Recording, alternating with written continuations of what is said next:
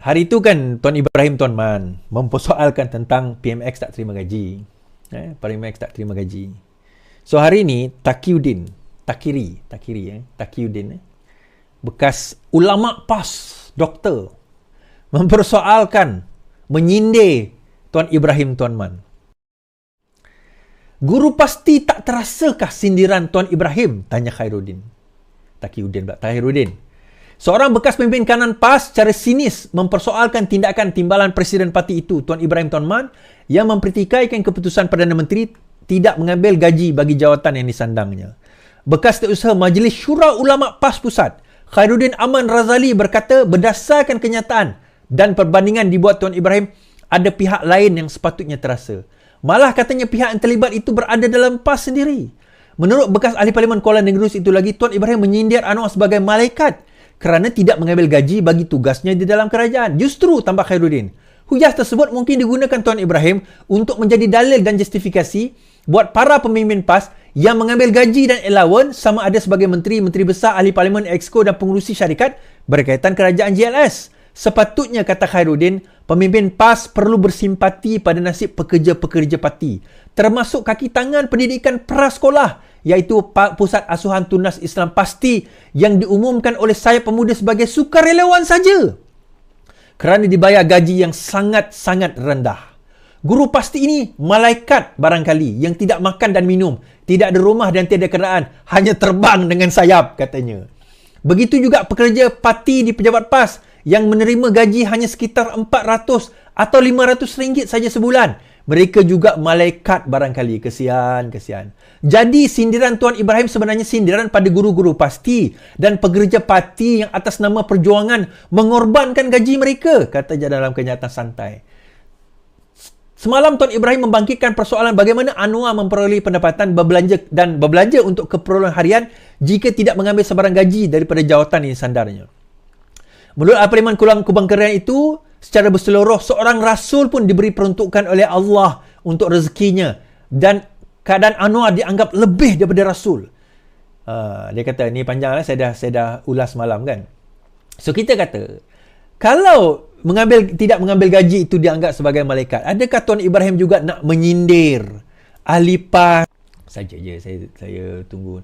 Okay, group launches online petition demanding justice for deaf driver.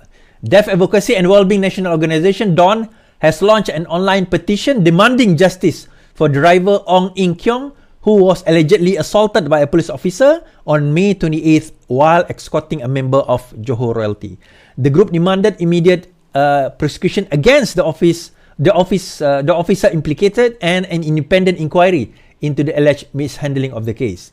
It is also urged that the Attorney General and the Prime Minister to give a clear explanation for the lack of action over the case. It is also called for the legal rights of people with disabilities to be safeguarded, especially in facing systematic barriers to accessing justice. Ong's case is not only a fight for individual justice, but also a critical moment in addressing systematic challenges faced by deaf persons, disability community, and other vulnerable communities in accessing justice in Malaysia. We urge individuals and organizations worldwide to endorse this petition and bring attention to this crucial case. The petition was published on website change.org at about 5 p.m. today. According to the website's metadata, it has just crossed 200 milestone at 7 p.m. So kita boleh tengok dekat change.org. Justice sekarang ini sudah mencapai 805 signature. Dan saya sendiri bersetuju untuk sign petition ini. Saya harap tuan-tuan pun pergi ke petition change.org dan sign petition tersebut. Dia macam ni lah. When we talk about justice, sepatutnya justice ni not only, justice ni bukan kita kena bukan setakat kita kena melakukan keadilan. Kita kena dilihat juga kita sebagai orang yang adil. Itu perkara yang paling penting sebenarnya.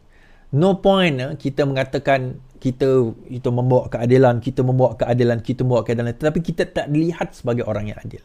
Kita tak dilihat membawa kepada keadilan. Dan kalau benda tu tidak betul atau tidak bertepatan dengan prinsip kita, regardless of siapa sahaja, kita kena bangkit dan bangun untuk membetulkan perkara tersebut.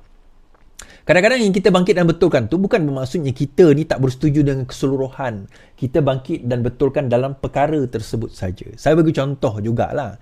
Even di dalam PAS tu sendiri, dia tak ada orang yang berani bangkit dan bangun untuk membetulkan apa yang berada di dalam PAS. Saya bagi contoh, hari itu pemuda PAS bangkit dan bangun. Ada seorang bercerita, dia kata, pemimpin kita berkaraoke sampai tengah malam.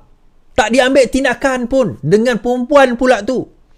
Ada juga pimpinan akhirnya membela Sanusi, mengatakan, oh itu tidak apa, itu cara dia berdakwah. Kalau siapa ingat PAS dahulu, ada seorang ahli parlimen, saya tak ingatlah, ada seorang pimpinan PAS, masa tu joget je, menari je, pun kena pecat. Sekarang ini, bukan setakat karaoke, siap nyanyi lagi. Satu video, banyak video dia berkaraoke. Karaoke malam tu satu, tuan-tuan. Tapi saya pernah tengok dia berkaraoke. Saya pernah tengok live dia berkaraoke dengan orang lain. Lepas tu karaoke, nyanyi pula basking tepi jalan dengan orang lain. Oh, ini adalah kaedah dakwah dia. Itu saya maksudkan tadi. Kan, bila tak kena pada dia, oh tak apa. Tak justify, tak perlu kita nak tegur. Kan? Tapi bila tak kena pada orang lain, ataupun sebenarnya kena, tapi pada anggapan dia tak kena, dia bantai gila-gila punya. Inilah sikap yang sebenarnya kita kena lawan dan kita kena betulkan di dalam masyarakat kita. Kan? Okay? Sama juga macam Wee Ka Siong ni. Ni saya tegur lagi Wee Ka Siong ni. Wee Ka Siong kata, pengelasan salah T15 boleh zalimi rakyat biasa seperti guru PTD. Wee Ka Siong menegaskan sekiranya sangat tidak adil sekiranya orang biasa seperti pasangan suami isteri yang bekerja sebagai guru atau pegawai yang kerajaan turut ditakrif sebagai golongan T15 yang sekelompok dengan tokoh korporat atau jutawan. Menurutnya, berdasarkan data pendapatan isi rumah dari kajian selidik pendapatan isi rumah dan perbelanjaan isi rumah oleh Jabatan Perangkaan setakat 2022, sebanyak 15% pendapatan tertinggi Malaysia bermula dengan jumlah 13,292 dan ke atas. Tarifan T15 sebagai golongan mahakaya sangat tidak adil, katanya. Okey. Ini untuk Wee Ka Siong. Yang kamu sebut ni, tahun 2022 ni, data ini adalah zaman kamu memerintah dahulu. Okay, ini zaman kamu memerintah. Di dalam zaman kerajaan Madani ini, kita nak ceritalah kepada Wee Ka Siong. Kalau Wee Ka Siong tak faham lah benda ni kan. Menteri Ekonomi dah sebut, kita tidak lagi berdasarkan hanya kepada pendapatan semata-mata. Kalau diambil T15 itu daripada statistik tahun 2022 yang dibuat pada zaman dia memerintah dahulu, betul lah. Itu betul pada kadar dia memerintah dahulu. Zaman sekarang ini, walaupun dia dalam kerajaan, tetapi bukan dia memerintah, orang lain memerintah. Menteri Ekonominya orang lain, Perdana Menterinya orang lain, Menteri Keuangannya orang lain. So, kadar T15 itu nanti akan menjadi orang lain. T15 ni adalah simbol. Berkemungkinan dia bukan 15% pun. Jumlahnya mungkin kurang daripada itu. Untuk golongan maha kaya ini.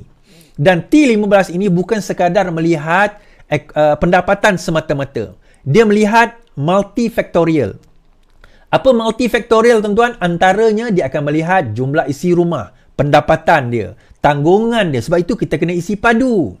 Yang mana Sarawak hari itu YB Karim Hamzah dia mempertikaikan tentang padu. Itu tujuan padu.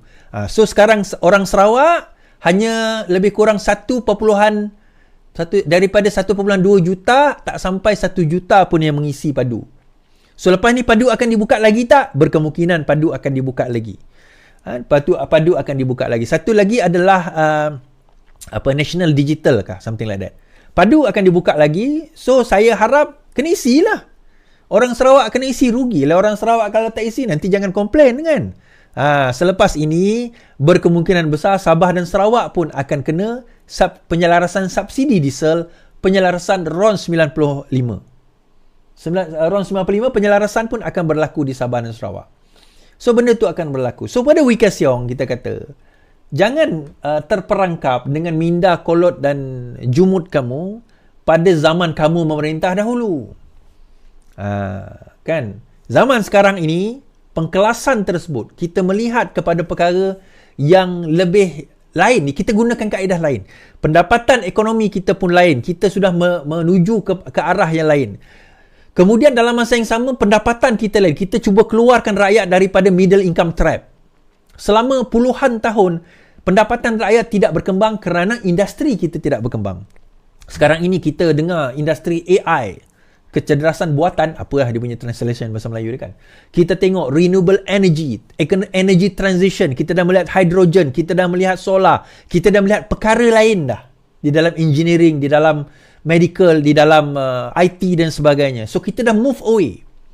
Dulu kita pengeluar setakat chip, sekarang ini kita, Rafizi kata itu, kita kena move kepada orang yang bukan setakat keluarkan chip, tetapi kita keluarkan architecture, kita jadi the brain, instead of sekadar kita menjadi orang yang mengeluarkan produk semata-mata. Kan? So, benda ini yang kita kena faham, tuan-tuan. The government, kita kena fikir, macam dulu saya kata kan, dalam masa kita jadi pembangkang dulu saya kata, macam mana cara kita nak keluarkan rakyat daripada kemiskinan?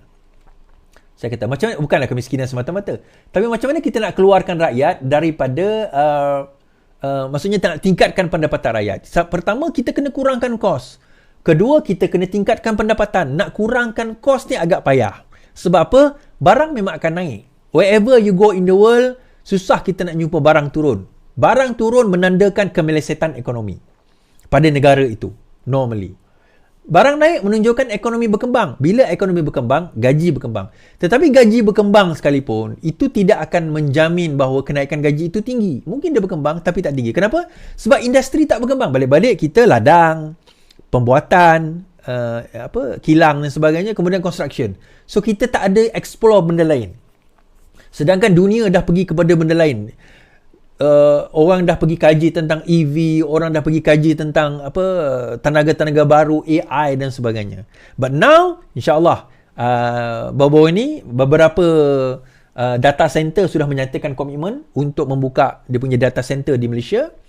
So setelah data center dibuka di Malaysia, kita kena train pula orang-orang kita untuk pergi ke arah belajar tentang AI, tentang IT. So anak-anak tuan-tuan, kalau boleh lepas ni pergi kepada software engineering. Pergi kepada software engineering, bukan IT semata-mata, software engineering. Pergi kepada cyber security. Tak ramai orang kita buat cyber security, tuan-tuan.